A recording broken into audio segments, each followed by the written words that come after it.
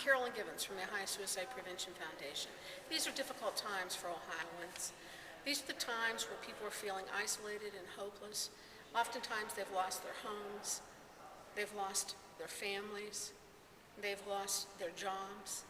And unfortunately, suicide is one of those things that many of us don't like to have to think about, but it's real. At least 1,300 Ohioans die each year to suicide. That's 3 a day. In fact, our suicides outweigh our homicides here in Ohio. We'd like to provide for you an understanding that depression and substance abuse must be funded here in this state budget.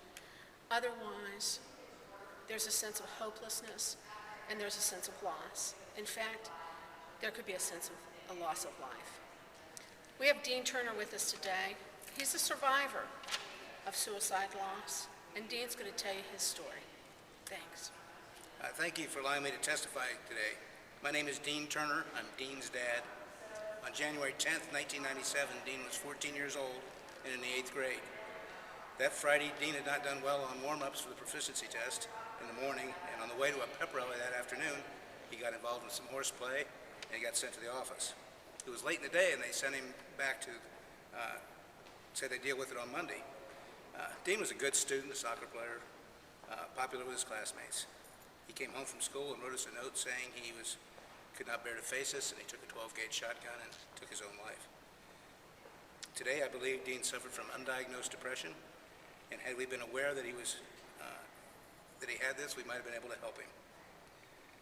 Over the last 10 years, I've watched Ohio move forward in the fight against suicide. This has been due to the commitment of the Ohio Department of Mental Health and the Alcohol and Drug Addiction Services in their effort to provide fiscal support for suicide prevention so that communities across Ohio can continue to work to stop suicide and end this public health issue.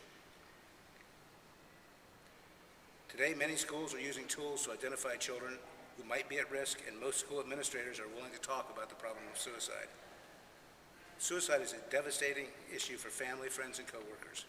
We need to restore funding to ODMH and ODATIS so that they can continue to give support to community suicide prevention coalitions as well as community treatment providers so that Ohio can get the help that they need. Once again, nearly 1,300 people in Ohio will die by suicide this year. This is almost 3 deaths a day. These deaths are preventable, and with the funding, these coalitions will continue to connect with people and lower these numbers. Thank you. Thank you, and thanks for helping us restore hope.